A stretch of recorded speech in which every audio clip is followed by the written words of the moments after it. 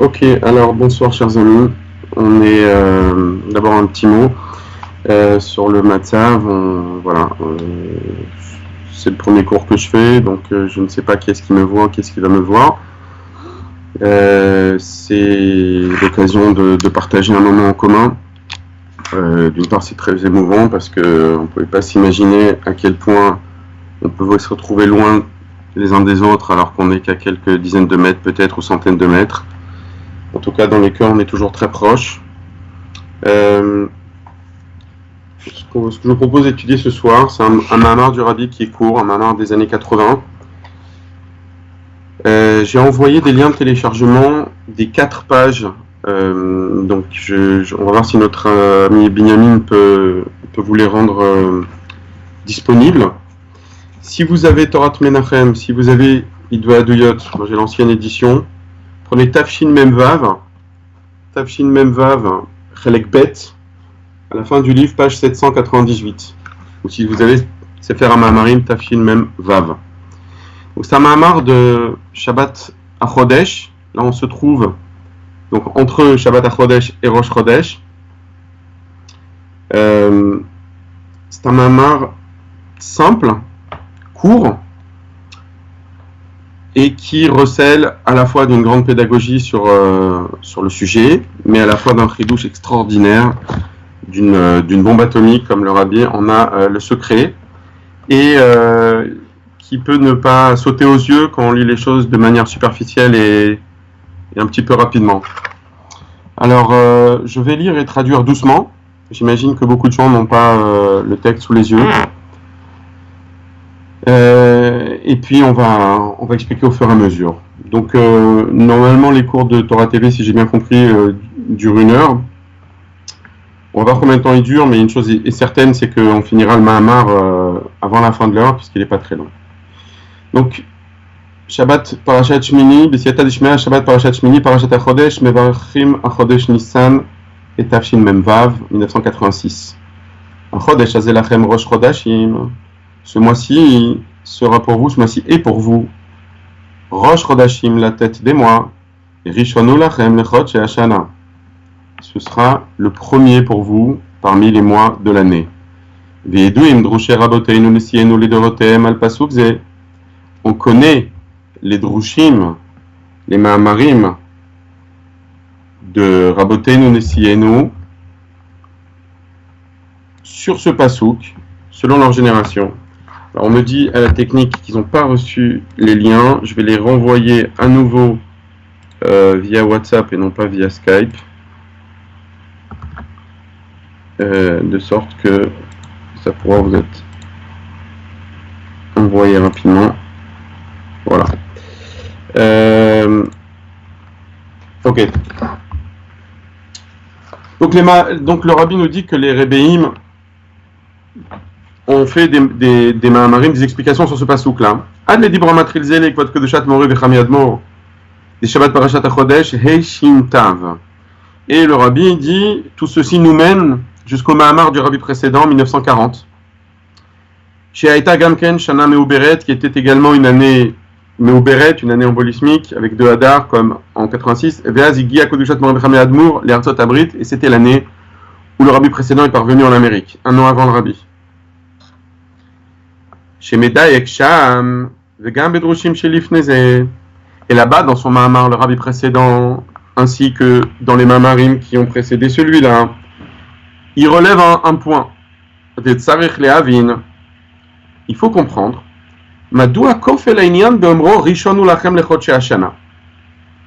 Pourquoi dans ce verset, il semble y avoir une redondance, une répétition a priori inutile, dans laquelle on nous dit Rishonu lachem lechot she'ashana, ce sera le premier des mois de l'année.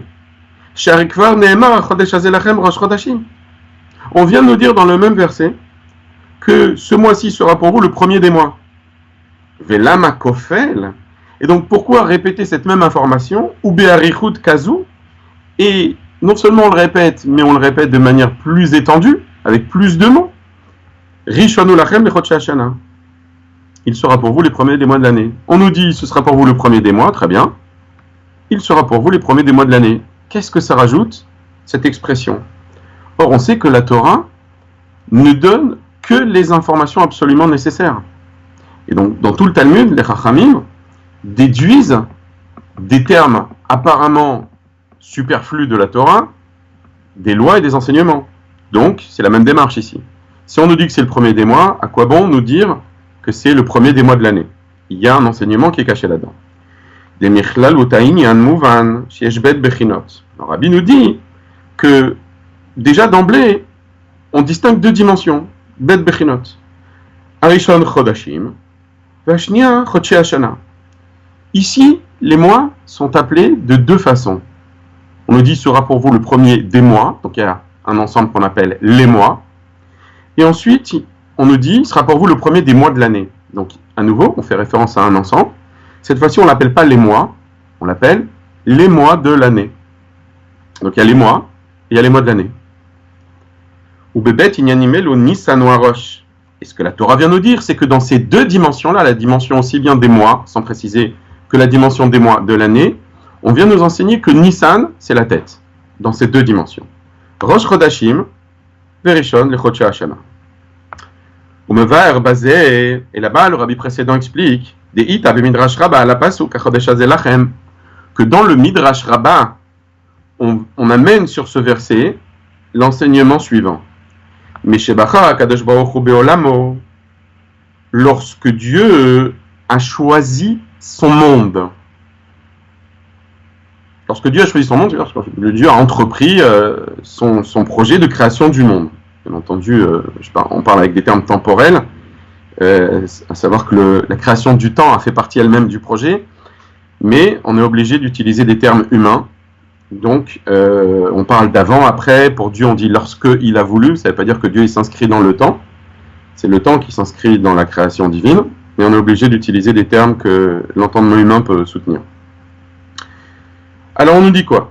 Lorsque Dieu a choisi de créer le monde, et là le rabbi intercale une parenthèse, il dit chez Ekolel Betinyanim, nous dire que Dieu a choisi de créer le monde dans cette terminologie-là, ça veut dire premièrement Aleph Briat Haolam, on fait référence à la création du monde, Bet Bechira Beolamo. Mais comme le Midrash emploie une terminologie de Bechira qui veut dire le choix, alors qu'il aurait très bien pu dire lorsque Dieu a créé le monde. Mais le Midrash dit, lorsque Dieu a choisi de créer le monde, ça rajoute une couche de sens supplémentaire. Donc au-delà de la création, il y a le choix que Dieu opère dans le monde. Donc maintenant on reprend je vais relire le début du Midrash, les trois premiers mots en sautant la parenthèse. Mishebacha Kadosh Baruch Hu be'olamo, lorsque Dieu a choisi son monde, Kavabo, il a fixé dans le monde, Raché Chodashim Veshanim, des Raché Chodashim, des débuts de mois, des néoménies, donc des nouvelles lunaisons, des nouvelles lunes.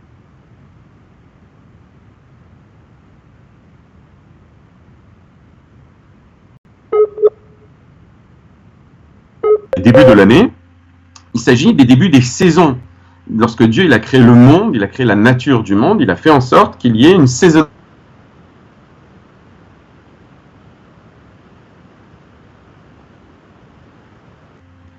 D'ailleurs, de nombreuses civilisations utilisaient le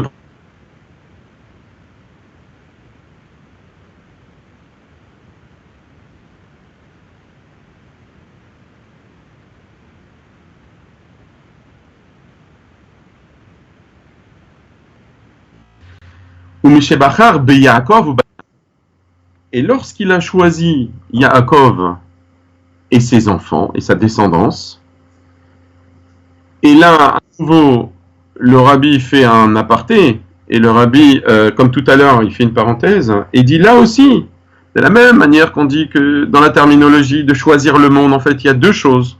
Il y a la création du monde, et il y a le choix du monde. Lorsqu'on nous parle de choisir Yaakov et sa descendance, également, il y a deux dimensions. Il y a la dimension d'avoir créé Yaakov, bara Yaakov Banav, charkar bachar be Yaakov Banav. Il y a la dimension d'avoir créé Yaakov, créé Jacob et créé le peuple juif qui en descend. Et il y a la deuxième dimension qui est le fait de les avoir choisis. Donc, le rabbi referme la parenthèse. Et donc je reprends maintenant le Midrash en sautant cette parenthèse. Lorsque Dieu a choisi Yaakov et sa descendance, Kavabo Rosh Chodesh Shel Geoula. À nouveau, Dieu, il a fixé dans le monde une nouveauté. Cette nouveauté, comme pour la création du monde, c'est un nouveau mois. On ne parle pas d'année ici. Mais cette fois-ci, on appelle ça Rosh Chodesh Shel Geoula, un nouveau mois de délivrance. Et là, le rabbi intercale une parenthèse et il dit Dizeo Chodesh Azelachem. Et c'est de cela qu'il s'agit lorsque la Torah vient m'apprendre à Chodesh Azelachem. Ce nouveau mois, il sera pour vous. C'est-à-dire que pour la première fois depuis la création du monde, bien que la Lune existe depuis la création du monde, et que la Lune se perpétue, se renouvelle, elle suit son cycle tous les mois depuis 2400 et quelques années, au moment où le peuple juif va sortir d'Égypte, eh bien, pour la première fois, cette année-là de la sortie d'Égypte, la Lune va se renouveler ce mois de Nissan-là, et là, ce sera Rosh Chodesh Shel Geoula. Aïnou, Rabbi explique, c'est pas tout de le dire, il faut le comprendre, il faut l'expliquer, il faut ensuite l'intégrer, et comme on le verra à la fin du Mahamar, il faut traduire ça dans du vécu, il faut traduire ça dans notre vie quotidienne à nous, aujourd'hui, ici, et maintenant. Aïnou, Keshebara Kadosh Baruch Hu et Olamo, Ineteref Bemiut Ayareach Nikba Inyan Rosh Chodesh, Yudbet Pamim Bashana. Donc il nous dit, que signifie ce Midrash? Lorsque Dieu a créé le monde, eh bien, dès que la Lune, on sait que à la création du monde, le Soleil et la Lune avaient la même clarté et la même constance. Le Soleil brille en permanence et la Lune brillait également en permanence. Donc la Lune a perdu à la fois dans sa dimension et à la fois dans sa constance. Et donc lorsque la Lune a été diminuée, comme c'est rapporté au début de Bereshit, alors c'est pas seulement qu'elle a connu une diminution temporaire, mais elle a connu un renouvellement. Après avoir totalement diminué, avoir totalement disparu, la Lune renaît et recroît pour se retrouver pleine. Et donc, Dieu a fixé dans le cours naturel des choses que ça va se perpétuer 12 fois dans l'année.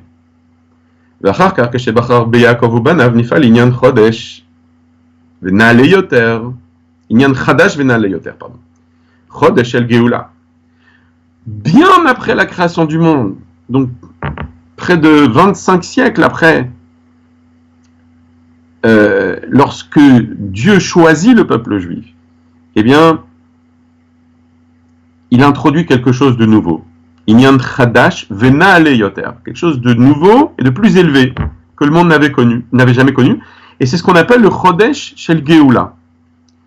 Donc on pourrait appeler un renouveau qui relève d'une dimension de délivrance. Et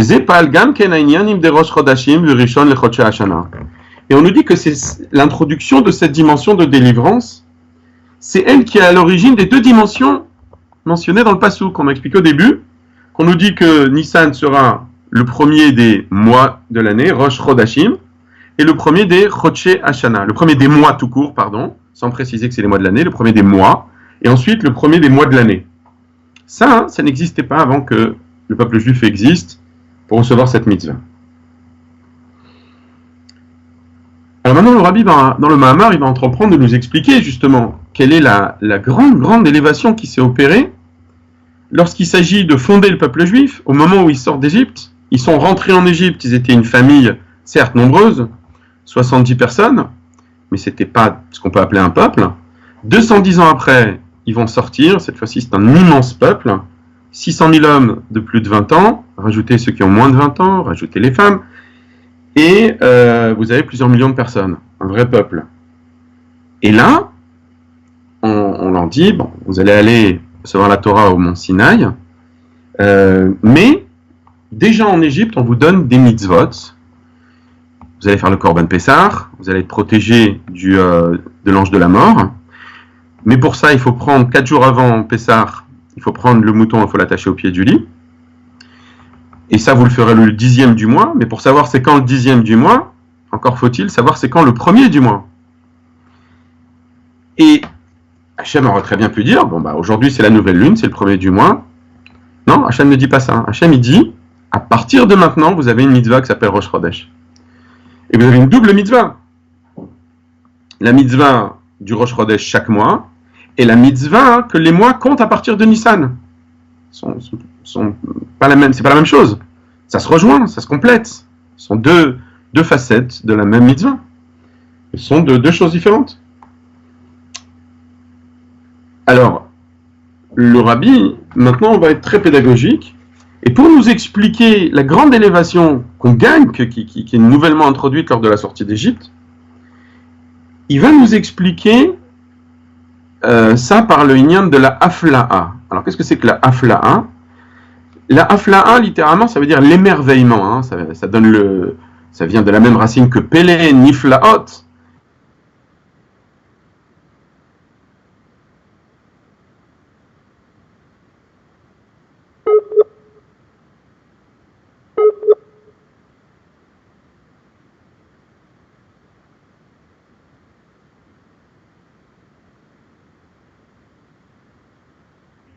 Quand on dira, mais vous savez, le sujet qui nous occupe aujourd'hui, il est beaucoup plus élevé.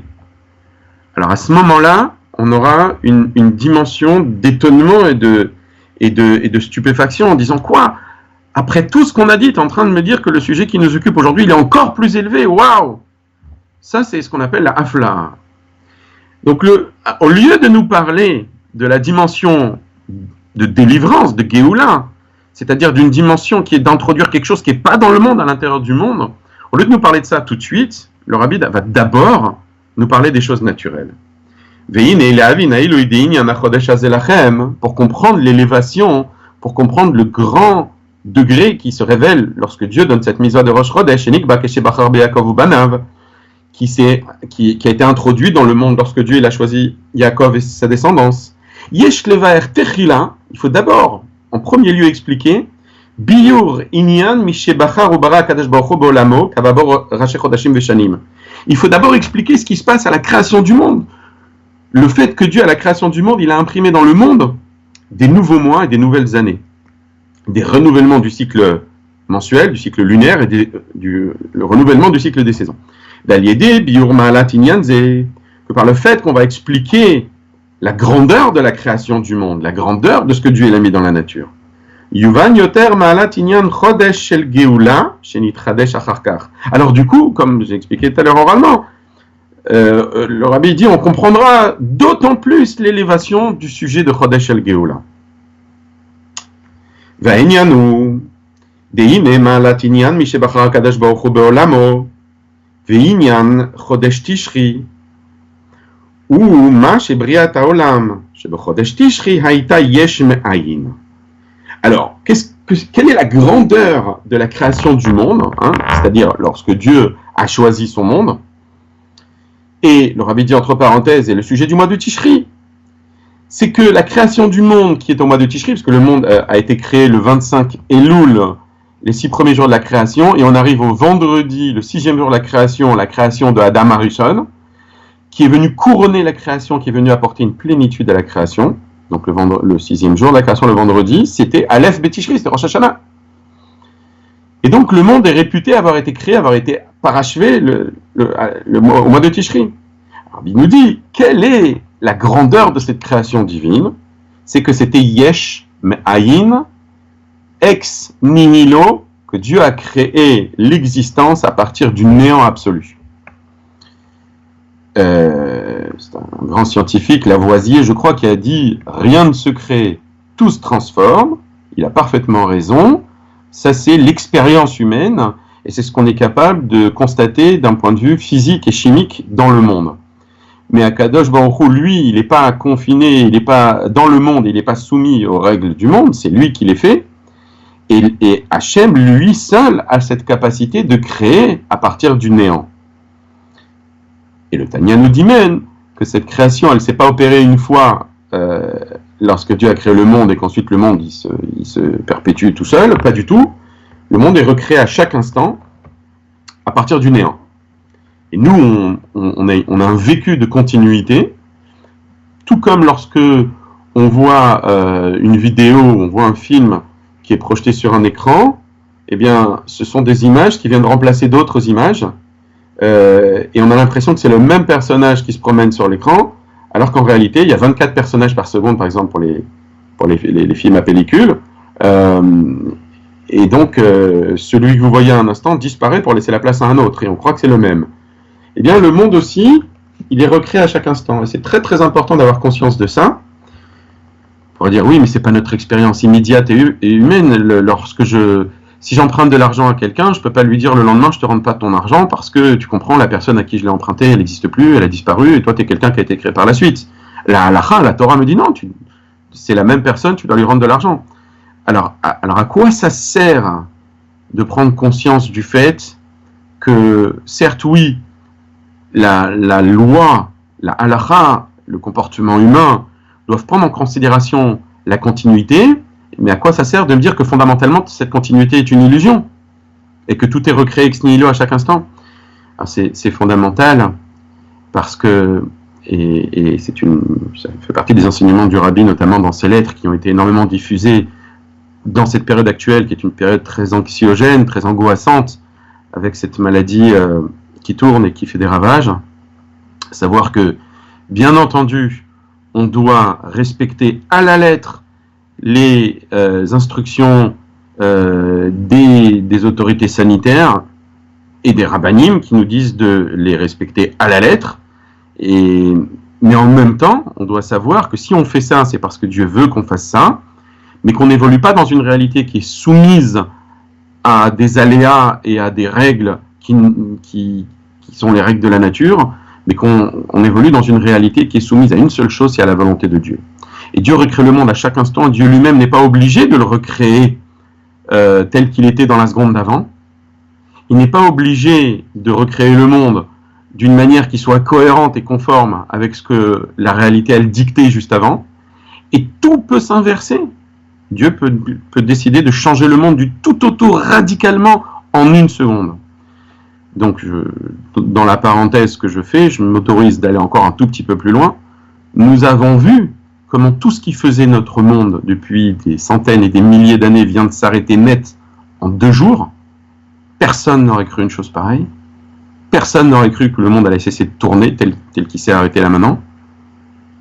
Bon, il ne faut pas angoisser en disant oui, bon, on comprend ce qui s'est passé, mais le monde ne pourra pas se rétablir avant tant et tant de temps parce que ce ne serait pas possible d'après la nature. Le monde ne s'est pas arrêté à cause d'un virus, le monde s'est arrêté parce que le bon Dieu a envoyé un virus, et le monde peut redémarrer aussi vite qu'il s'est arrêté, voire plus vite, si le bon Dieu le décide. Et de la même manière que le bon Dieu n'est pas soumis à quoi que ce soit, la réalité que Dieu peut décider d'imprimer de nouveau dans le monde, elle n'est pas soumise à quoi que ce soit non plus, et ça peut être une réalité justement de délivrance complètement différente. Je reprends le texte du Mahamar. Alors, qu'est-ce que ça veut dire que la création du monde, elle était ex nihilo, qu'elle a surgi du néant? Au commencement, Dieu créa le ciel et la terre. Quand on nous dit le ciel et la terre, c'est pas seulement le ciel tel que nous le comprenons, ni même l'espace intersidéral avec toutes ces galaxies, etc. Mais on parle du ciel au sens le plus large possible, c'est-à-dire même les mondes supérieurs, les dimensions spirituelles, au-delà de la nôtre, ce qui est regroupé dans une expression qu'on utilise dans la Kabbalah, qui est Seder Ishtal Shelut. Une Ishtal Shelut, c'est une chaîne. Et dans une chaîne, chaque maillon soutient le maillon qui est en dessous de lui, qui lui-même soutient le maillon qui est en dessous de lui. De la même manière, les mondes, ils ne sont pas indépendants et séparés les uns des autres, ils sont tous interdépendants, et ce qui se passe dans un monde affecte les autres mondes. Et donc, lorsqu'on nous dit que Dieu a créé le ciel et la terre c'est notre monde, mais le ciel, au sens large, ça inclut toutes les dimensions spirituelles des mondes supérieurs. Comme dit le Midrash, et comme dit ce qui est rapporté par Rashi, il y a dans ce verset un petit mot qui est absolument intraduisible en français, qui est le mot « et ». Dieu a créé « et hashamaim ». Le « et », c'est un terme poigné qui sert en hébreu à amener un autre mot. Donc, on ne peut pas le traduire en français. Dieu a créé le ciel et la terre. Mais on aurait pu avoir exactement le même sens de cette traduction sans le mot « et ». Et donc, si le mot, comme on a dit tout à l'heure, qu'il n'y a aucun mot qui est superflu dans la Torah, s'il y a donc le mot « et hashamaim », donc cette espèce de mot poigné qui précède le mot « ciel », nos sages nous disent « les rabot et tsevaem ». ça vient inclure tout ce que les cieux contiennent.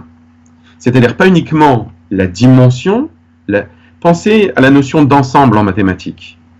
D'accord? Vous avez l'ensemble des nombres entiers, par exemple. Donc il y a l'ensemble, et il y a la population de l'ensemble, il y a les éléments de l'ensemble. Donc Dieu a créé les cieux et tout ce qui s'y trouve. Donc les cieux matériels, il s'y trouve des planètes, des galaxies, des molécules, tout ce qu'on veut. Et puis les cieux spirituels, il va s'y trouver des anges, il va s'y trouver des âmes, il va s'y trouver ce qu'on appelle des séphirotes, des forces divines qui dictent à chaque monde ses paramètres. Et de la même manière, le mot « et la terre », Dieu a créé le ciel et la terre, est introduit par ce petit mot en hébreu « et ». Et nos sages nous disent aussi, il est venu également nous enseigner les rabot tsevaea, que quand Dieu crée le monde, il n'a pas uniquement créé le contexte de la planète Terre, en laissant un bouillon de culture et de l'énergie, et ensuite en laissant l'évolution suivre un cours qu'il ne dirige pas. Non, Dieu a créé la planète Terre dans tous ses moindres détails, jusqu'au dernier grain de sable au centre de la Terre, jusqu'au dernier grain de sable si on creuse la surface de la planète Mars. Dieu l'a créé de manière volontaire et expresse. She'akol nivra yesh me'ayin. Tout a été créé donc ex nihilo. Ki leshon bria bara Elokim kae al bria yesh me'ayin. Le terme Bereshit bara, Dieu a créé au commencement, ce mot bara signifie créer ex nihilo à partir du néant.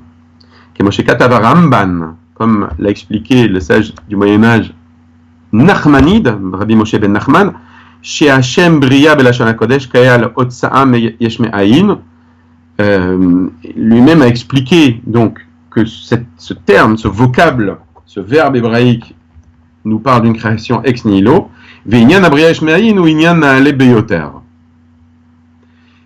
Or, cette création Yesh Me'ayin, c'est quelque chose de tout à fait incroyable et élevé. Et c'est quelque chose sur laquelle la Chassidut, la philosophie des rabbis de la Chassidut, s'étend énormément. Donc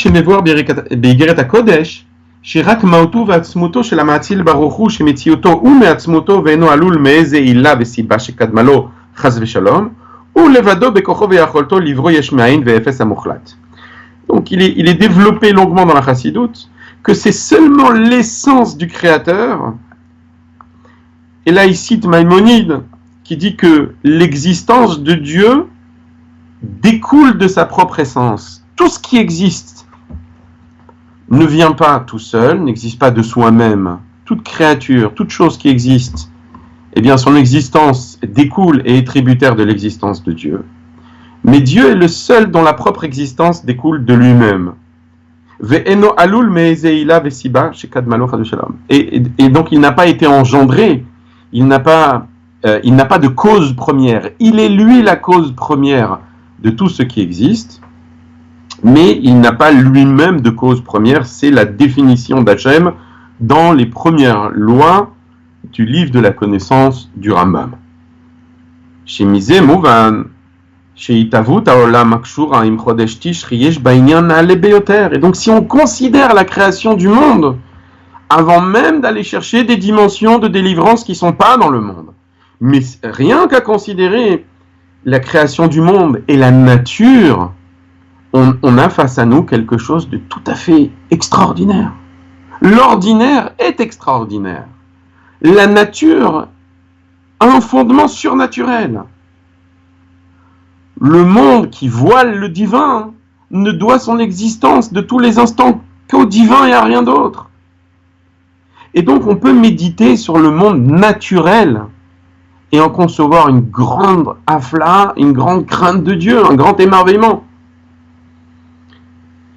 Et ceci, nous rappelle le Rabbi, c'est le monde auquel il est fait référence lors du mois de Tishri, lors des fêtes de Rosh Hashanah, de Kippour, de Sukkot, lorsque on reconstruit la vie au mois de Tishri.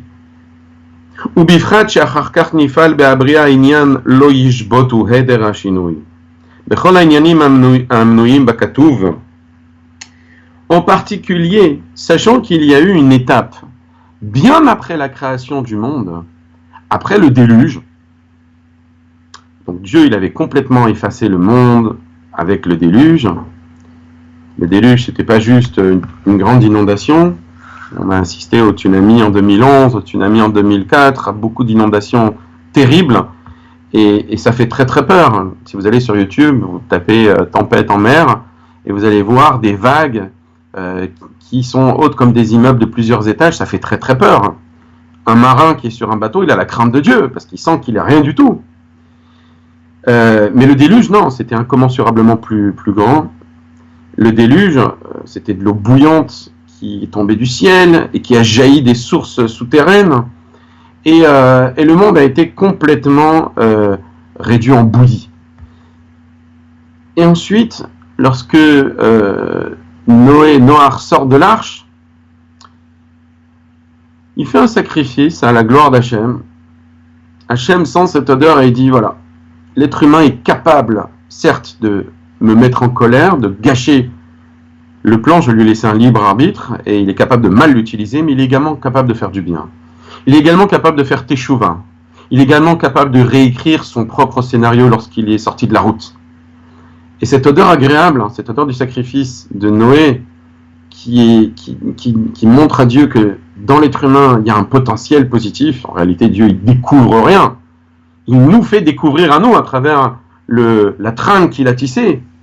Et Dieu dit, dorénavant, je ne cesserai plus la création du monde, je ne ferai plus cesser l'existence. Et il fait une promesse, il fait un serment, et comme signe de ce serment, il place dans le ciel l'arc-en-ciel. Et l'arc-en-ciel, quelque chose qui n'existait pas avant. Vous allez me dire, mais non, un arc-en-ciel, c'est un phénomène naturel. Prenez un jet d'eau dans le jardin, quand il fait beau, vous allez faire un arc-en-ciel. Oui, mais pour ça, justement, il faut des gouttelettes d'eau qui soient limpides. Et avant le déluge, il n'y avait pas les nuages que nous connaissons, nous. Il n'y avait pas des nuages blancs, c'est-à-dire des gouttelettes propres. Il y avait une purée de poids qui faisait un effet de serre sur toute la planète et qui faisait qu'il y avait un climat tropical dans le monde entier. C'est pour ça qu'en creusant en Sibérie, on trouve des fossiles de plantes et d'animaux tropicaux. Qu'est-ce qu'ils font là-bas ? Il fut un temps où là-bas, il y avait un climat tropical. Et donc, Dieu dit que tous les phénomènes naturels qui régissent l'existence du monde, eh bien, loyish botu, ça vient du mot Shabbat, ils ne vont plus chômer, ils ne vont plus cesser, ils ne vont plus cesser de fonctionner. Heder hashinui, il n'y aura plus de fluctuation, le monde va continuer sur sa lancée, il n'y aura plus de déluge. Dans tous les sujets qui sont mentionnés là-bas, Zera vekatsir, il y aura toujours la saison des semailles et la saison des récoltes. Kor vachom, il y aura toujours la saison des grands froids et la saison des grandes chaleurs. Kaitz vachoref, il y aura toujours l'été, il y aura toujours l'hiver. Yom valaila, il y aura toujours le jour et il y aura toujours la nuit. C'est pour ça que même si d'un point de vue scientifique, on nous dit qu'il y a une entropie, qu'il y a une dégradation, et que les étoiles, elles ont une durée de vie, etc., etc. Ok, très bien. Ça, c'est d'un point de vue naturel. Simplement, le bon Dieu a décidé que, bien que ça ait l'air d'être comme ça d'un point de vue naturel, ça n'arrivera pas. Le soleil brillera toujours, il fera toujours le jour et il fera toujours nuit la nuit.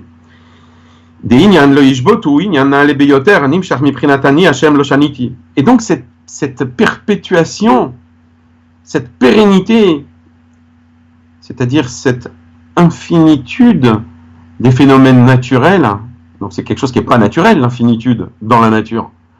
C'est quelque chose, c'est une dimension de la nature qui vient directement de la dimension d'infini de Dieu. Comme Dieu le dit dans le verset, Ani Hashem lo shaniti, moi Dieu je ne change pas. Dans le prophète Malachi, chapitre 3, verset 6, Ani Hashem lo shaniti, moi Dieu je ne change pas, je n'ai pas changé, je ne changerai jamais. Et bien Dieu a conféré de cette infinitude, de cette perpétuation à l'intérieur de la nature. Ce qui veut dire que non seulement la nature est extraordinaire parce qu'elle vient du néant, ça c'est la première chose qu'on a dit. Deuxièmement, la nature elle est extraordinaire parce qu'elle porte en elle l'infini de Dieu. Et là, on n'est même pas encore dans l'histoire juive, on n'est même pas encore dans la Torah, on n'est même pas encore dans la délivrance.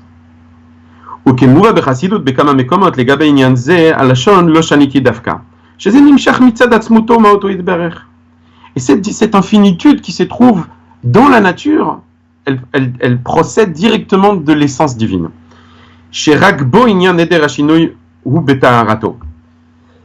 Que que la pérennité, que l'absence de tout changement ne se trouve dans sa pureté, dans sa perfection, que dans l'essence de Dieu.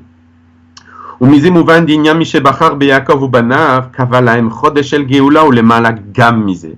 là, on arrive à la fameuse afla'a dont je vous avais parlé tout à l'heure, que je vous avais promise.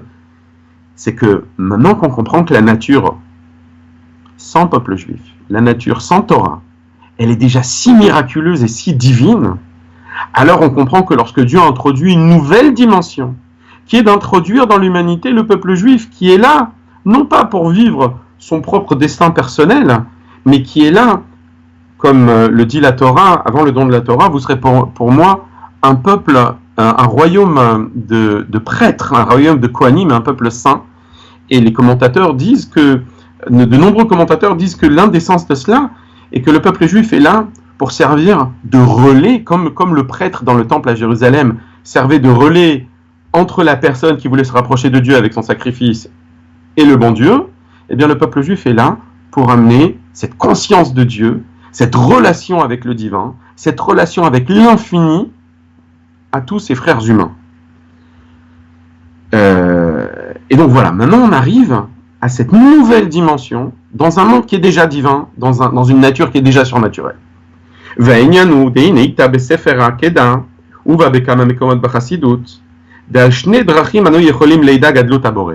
C'est rapporté dans un livre qui s'appelle Sefer HaAkedah, un livre de mystique, qui est cité dans la Chassidut, qui a deux manières de connaître la grandeur du Créateur.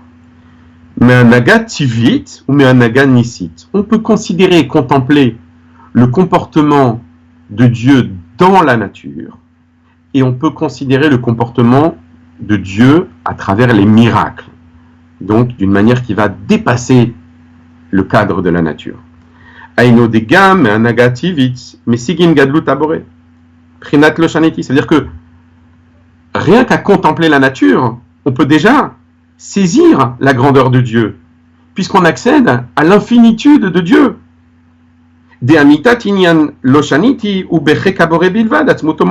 Parce que cette infinitude qu'on trouve dans la nature, qui est perceptible dans la nature, un autre exemple que le Rabbi ne mentionne pas, mais qui est mentionné également, c'est certes les individus de telle et telle espèce animale peuvent mourir, mais l'espèce se perpétue. Alors, c'est vrai qu'il ne faut pas que les derniers, lorsqu'une espèce est en danger, il faut la préserver, mais à partir du moment où les choses sont gérées de façon écologique et respectueuse de la nature, il n'y a aucune raison qu'une espèce disparaisse, et cette perpétuation des espèces, également, le fait d'être capable d'engendrer une nouvelle vie, un nouvel individu, ça a également un goût d'infini. Alors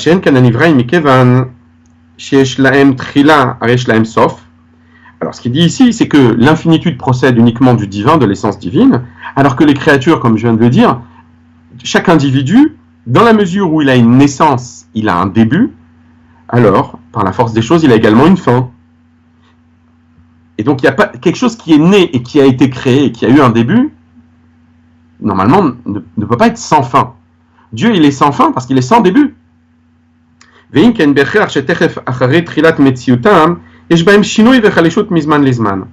c'est pour ça que lorsque les créatures sont créées, eh ben, elles subissent des changements de fluctuation. Et avec le temps, elles vont en s'amenuisant, en s'affaiblissant, jusqu'à ce qu'elles arrivent à leur fin et à ce que leur existence se dissipe. Et dans les mots du grand commentateur Rabbeinu Bechaye, qui est un commentateur du domaine de l'analyse de la Chakira, mais qui est quand même cité dans la Chassidut, dans la mystique, qu'un bébé, à partir du moment où il vient de naître, il commence petit à petit à subir un processus qui est appelé par Rabbeinu Bechaye un processus de dessèchement. Pourtant, bien que de visu, le bébé ne fait que se développer à partir de sa naissance, il va en grandissant, en se renforçant. Comme le dit les Pirkei Avot, à l'âge de 20 ans, il est capable d'aller conquérir le monde pour gagner sa vie, à l'âge de 30 ans, il arrive à la plénitude de sa force, etc., etc. Mais ne regardons pas ses attributs extérieurs, regardons son existence. Lorsqu'il naît, il a un paquet de jours. Il a une réserve de jours, il a une réserve de temps qui lui est donnée, il a une réserve d'existence, il a une réserve d'opportunités. Et à partir du moment où il est né,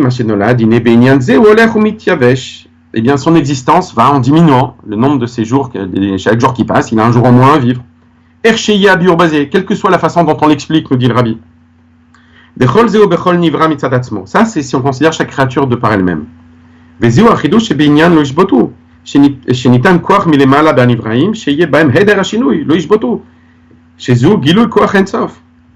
Et donc, lorsqu'on a dit que le soleil, la lune, que le mouvement des astres, les mouvements de l'espace, des galaxies, etc., ne cessera jamais, c'est quelque chose qui n'est pas normal, qui n'est pas naturel, et c'est quelque chose de divin par lequel on peut attraper un sens du divin dans le monde.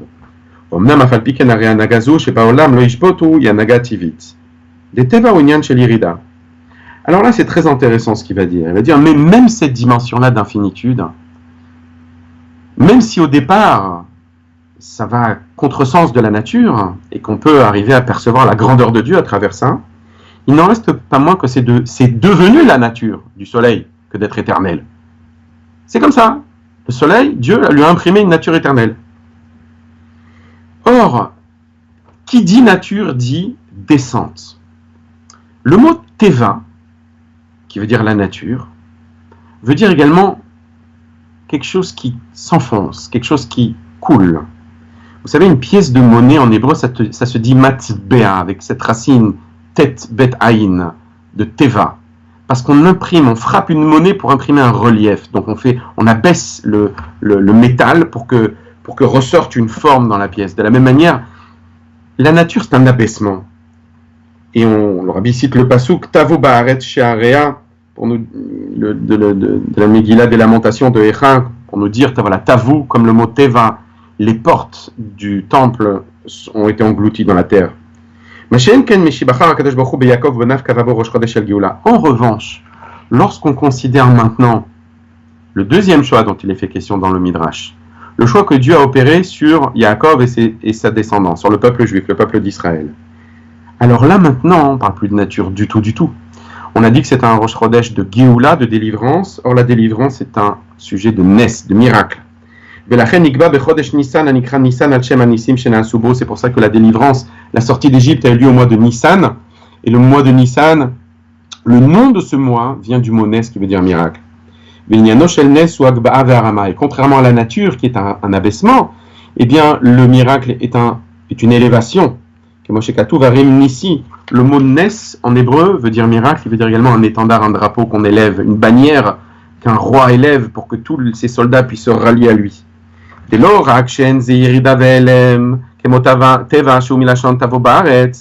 c'est pas seulement que c'est un sujet d'abaissement et donc de voilement, de dissimulation, d'occultation, comme la nature. Au contraire, c'est une élévation. Ou comme l'explique le rabbi précédent dans le Mamar de 1940,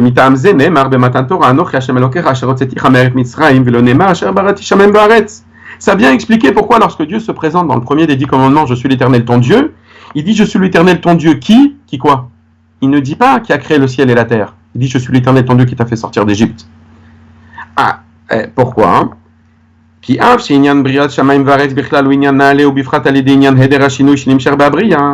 Parce que bien que la création du monde c'est quelque chose de très élevé, en particulier si on considère l'infinitude qui a été imprimée dans le monde après le déluge,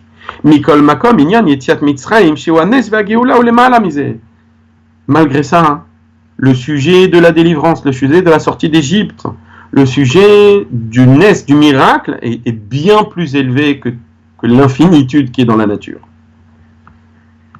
Dans la Gemara, dans le Talmud, il y a une discussion entre deux sages, Rabbi Eliezer et Rabbi Yoshua. Rabbi Eliezer, Rabbi Eliezer, lui, il est d'avis que le monde a été créé au mois de Tishri, et que c'est au mois de Tishri que Mashiach viendra pour délivrer le peuple juif et délivrer le monde entier une seconde fois. Le Messie, Mashiach, il ne va pas venir que pour les juifs, il va venir pour le monde entier. Et que c'est au mois de Tishri. Mais on a expliqué que le mois de Tishri, c'était pas seulement un temps dans le calendrier, l'un des 12 mois, c'était une modalité, c'est-à-dire la nature. avec le divin qui est dans la nature. Rabbi Yoshua, lui, il n'est pas d'accord. Lui, il pense que c'est au mois de Nissan qu'on est sorti d'Égypte, comme la tradition nous l'enseigne, et que c'est au mois de Nissan qu'on va être de nouveau délivré.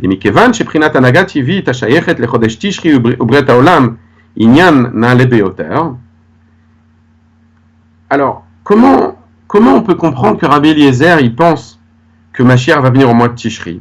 Eh ben, pour tout ce qu'on a expliqué, que lorsque Dieu il dirige le monde d'une manière naturelle, c'est déjà divin, c'est déjà surnaturel. Que la création du monde elle-même, à partir du néant, elle est complètement surnaturelle, et donc c'est quelque chose de très élevé.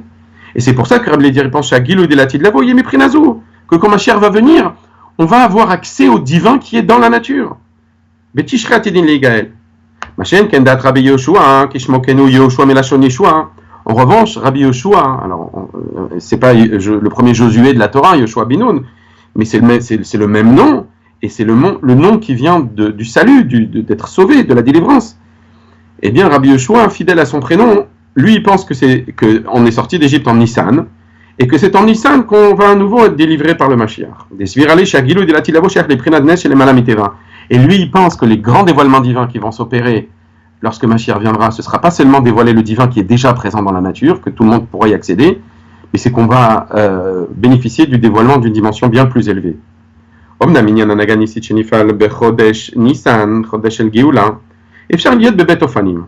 une fois qu'on a dit ça, le rabbi continue.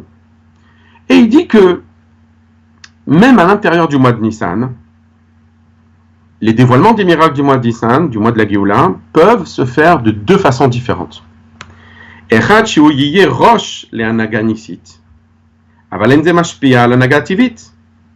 On pourra dire que Nissan, ça va être la tête du comportement miraculeux. Miraculeux et donc totalement déconnecté de la nature. Va surfer complètement au-dessus de la nature, en laissant la nature tout en bas, en s'affranchissant complètement de la nature. Donc c'est une première approche. Une seconde approche, Veofen Hasheni, qu'à partir du moment où le Rosh Chodesh Nissan a été fixé comme un Rosh Chodesh de Géoula, c'est pas seulement qu'il va dépasser la nature, mais il va avoir une ashpa, une influence, un conditionnement sur la nature elle-même. Parce que la nature recèle elle-même du potentiel du miracle. Arrêtez juste une petite seconde, j'ai fait un peu de science, j'aime bien considérer les choses comme ça. Vous savez, pour faire de l'énergie nucléaire, on prend du plutonium, on prend de l'uranium, on en fait du plutonium, et ensuite on va chercher à tirer de l'énergie de la fission du noyau de l'atome. Donc quand vous cassez un noyau d'atome en deux, eh ben, la colle énergétique qui reliait les particules entre elles se libère. Et donc, tout bêtement, ça crée de l'énergie, de la chaleur. Et avec cette chaleur, on peut revenir à la bonne vieille machine à vapeur, et on fait chauffer de l'eau, et qui dit eau chauffée, dit qu'il y a des turbines qui vont tourner, qui vont produire de l'électricité. D'accord ? Pourquoi on a besoin d'aller chercher des matières dangereuses, de l'uranium, du plutonium ? Parce que il y a exactement la même énergie dans un gobelet en plastique. Simplement, on ne sait pas aller la chercher. On ne sait pas casser des atomes, des noyaux d'atomes présents dans les objets qui nous entourent. Alors on va chercher les matières les plus lourdes, qui ont les noyaux les plus complexes et avec le plus de particules atomiques, et parce qu'elles sont instables et radioactives, alors on va pouvoir déclencher des réactions. Et la bombe atomique, c'est la même chose. On a pris quelques dizaines de kilos d'uranium, et on a créé une réaction en chaîne, et ça a fait exploser Hiroshima et Nagasaki, et ça fait 200 000 morts en une seconde. En réalité, exactement cette même énergie se trouve dans n'importe quel objet qui nous entoure. Simplement, on ne sait pas aller la chercher. On n'a pas la technologie pour aller la chercher.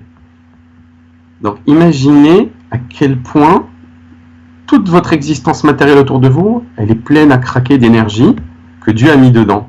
Imaginez si on savait puiser cette énergie et l'utiliser à des fins positives. Très bien. Maintenant, imaginez que ce n'est pas l'énergie physique qu'on est capable d'aller chercher. Imaginez si c'est la parole de Dieu qui est là-dedans, qu'on est capable d'aller chercher. C'est incroyable. c'est du reverse engineering de la création. Et Hachem nous a donné le code source, il nous a donné les clés. Et si on se comporte correctement, c'est-à-dire que si on a un comportement moral, vertueux, qui correspond à ce que Dieu nous a demandé dans la Torah, à nous et à toute l'humanité, Dieu s'adresse à elle dans la Torah, lui dit, voilà, vous avez 7 lois de Noé, hein, cherchez ça sur Google, ça va être très facile, les lois Noachid, les lois de Noé, et si vous vous conformez à ces lois-là, eh bien, vous avez tous une part au monde futur, et quand on dit le monde futur, ça veut dire qu'après la mort, on aura une récompense, mais ça veut dire également que dans le monde qui est au-delà, au-delà de l'aspect fermé qu'il a aujourd'hui, de l'aspect superficiel, puisque nos yeux ne voient pas à travers la matière. Mais quand le Mashiach viendra, l'être humain sera à même de capter, pas seulement l'énergie atomique qui est dans chaque chose, mais la parole divine qui est dans chaque chose. Alors on poursuit, on est presque à la fin du Mahamar.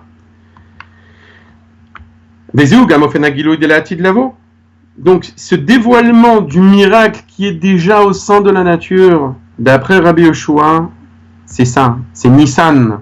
C'est une vision des choses qui relèvent du mois de Nissan. Et c'est comme ça que ça va se révéler dans les temps futurs, quand le Mashiach va venir, on l'espère, tout de suite. Alors,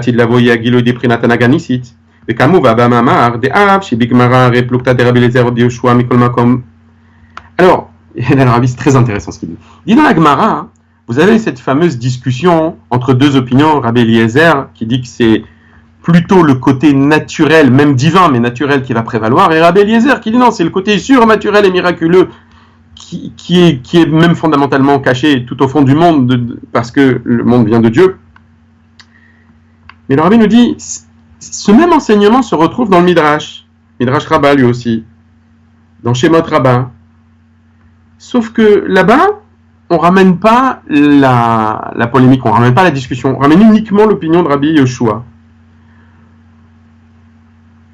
Midrash Rabbah ichria vestamo k'Rabbi Yoshua. ויש להוסיף, דעל פי הכלל הידוע שבמקום שיש מחלוקת בין הפוסקים הקבלה תכריע. Alors il y a un principe qui veut que lorsque dans les décisionnaires halachiques, les législateurs de la loi juive, lorsqu'il y a une divergence d'opinion, eh bien, il y a un principe qui veut que c'est la Kabbalah, c'est la mystique qui va trancher. Et bien, de la même manière,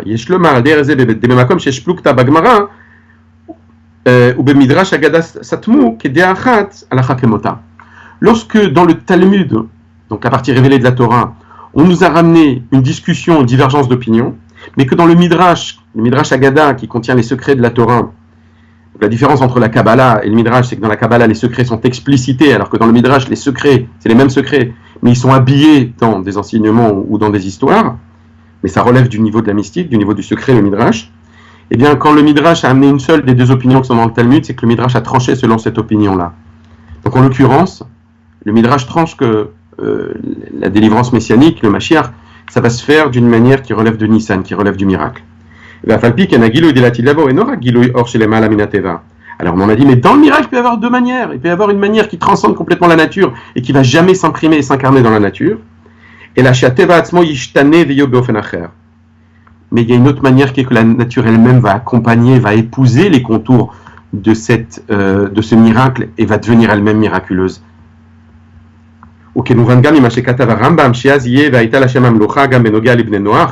le dit le Rambam lui-même, que quand le Mashiach va établir la royauté de Dieu dans le monde, c'est pas seulement les Bnei Israël, c'est pas seulement les Juifs qui vont l'accueillir à bras ouverts, c'est toute l'humanité qui va joyeusement accepter cela. Ça veut dire qu'il y aura l'existence des nations du monde, il y aura l'existence de la nature du monde, et pourtant, ce même monde, ce sera un autre monde. Comme nous dit le Passouk, viendront des gens que le texte appelle des étrangers, donc étrangers pas seulement à vous, dans le sens c'est un autre peuple, mais même étrangers à votre projet, étrangers à vos valeurs, et ils cesseront d'être des étrangers, ils collaboreront avec vous. Et c'est ça qui est marqué dans le verset. Rosh Chodashim, la tête des mois, et il sera pour vous la tête des mois de l'année. Chez Eshbezé, Bet Inyanim, il y a deux dimensions ici. L'Ora Kinyananaganisit, pas seulement la dimension miraculeuse chez Zéoma, chez Chodesh Nissan ou Rosh Chodashim, que c'est ce qui est exprimé par l'expression la tête des mois, c'est-à-dire la tête de la nouveauté, la nouveauté, donc quelque chose qui n'était pas dans le monde et qui arrive dans le monde, c'est un miracle. Et la Otzot Shugam Rishon Lechoche Hashana, c'est aussi le début des nouveautés qui étaient déjà imprimées dans la nature de l'année, les cycles des saisons, les cycles naturels. Chez Gam Bechoche Hashana, que même dans les mois de l'année, chez Unyan Anagat Teva, Nagat Hashana Ibeofen de Loshaniti, Gam Beze Chodesh Nissan ou Arosh Shanes Mashpia Bateva. Donc le mois de Nissan, il donne la force même d'élever la nature et pas seulement d'effectuer un dépassement sur la nature. Un petit pont au football.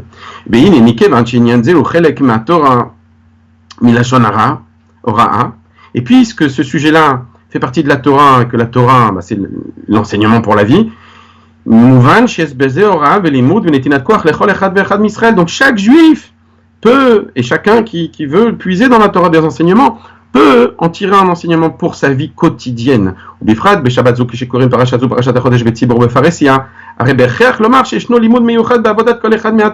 particulier quand on est dans la semaine où on lit cette paracha dans la Torah.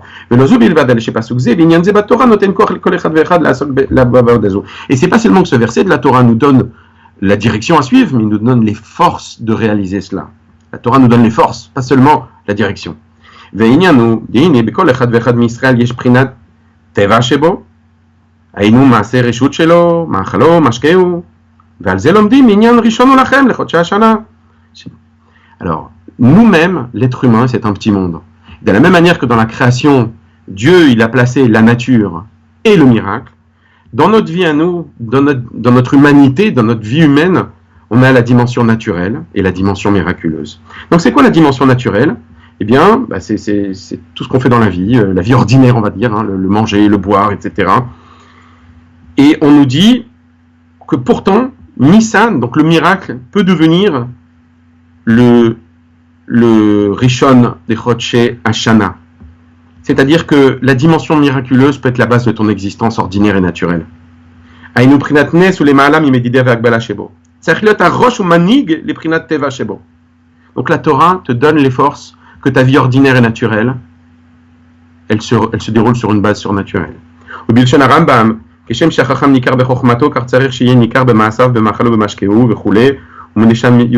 comme le dit Maïmonide, dans les lois sur le comportement, qu'un sage, c'est pas seulement quelqu'un qui se distingue par sa sagesse, mais c'est quelqu'un qui se distingue également par sa façon de se comporter, par ses actions, son honnêteté, le raffinement de ses gestes, par sa façon de manger, sa façon de boire, et il énumère 10 qualités. Or, si ça vient qualifier le sage, la Torah nous dit que la Torah elle-même, elle est votre sagesse. Donc nous avons reçu la Torah, on a l'ordre d'en accomplir les 613 mitzvot, donc puisque la Torah est une sagesse, on est obligé d'être sage, c'est comme ça. Et donc si on nous dit qu'un sage doit se distinguer par son comportement, on n'a pas le choix, on doit être au niveau, on doit se mettre au niveau d'avoir un comportement vertueux qui sied à un sage qui a reçu la Torah au Mont Sinaï. Et donc on fait partie d'un peuple sage et intelligent. Et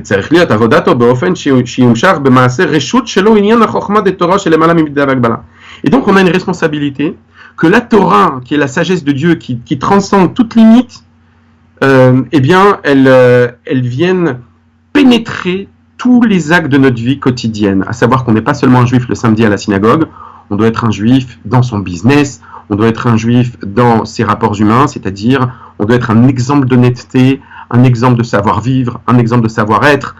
On doit être une lumière, comme dit le verset, une lumière pour les nations. C'est une grande responsabilité. Et c'est un grand effort, un grand travail. Mais on a les forces. La Torah nous donne les forces. Et c'est pas seulement ça, dit le Rabbi, mais qu'il faut avoir une progression là-dedans. Il ne suffit pas d'atteindre un niveau convenable, il faut progresser. Puisque même dans les temps futurs, quand Mashiach reviendra, c'est pas qu'on va atteindre un niveau messianique, c'est qu'on va commencer une nouvelle existence messianique qui va nous développer constamment. Il dans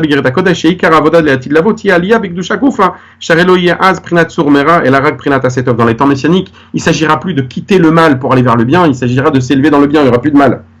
Allez, dernier paragraphe, il reste 4 lignes et demie. Chazak d'avoir suivi jusqu'à maintenant, on va l'aider à Chana l'école Zé, Bismanagalut, Bechlalut, ou Bifrat, Beshabbat, Besof, Chodesh Adar, et par le fait qu'on se prépare pendant tout le temps de l'exil, depuis que le temple a été détruit, dans toute notre existence, et en particulier le Shabbat qui termine le mois de Hadar, le Shabbat dernier, que dans le mois de Hadar, il y a eu la Géoula de Purim. Alors, de la Géoula de Purim, on passe à la Géoula de Pesach, ou Baim le Chodesh Nissan, on rentre dans le mois de Nissan, Chodesh el Géoula, un mois de délivrance, et pourra s'accomplir le verset des psaumes des Teilim, chapitre 84, verset 8, qu'ils iront de force en force jusqu'à voir Dieu à Sion, à Jérusalem, de nos yeux de chair, Asher Benissan Igalo, Benissan Atidin Ligael, que nous avons été délivrés en Nissan, et en Nissan nous serons délivrés Bimera Beameno Mamash, très rapidement, avec la Géoula, Amitit Vashlema le Demasher Titkeno, par la Géoula, que le Rabbi Melech HaMashiach viendra opérer dans le monde aujourd'hui même. Amen.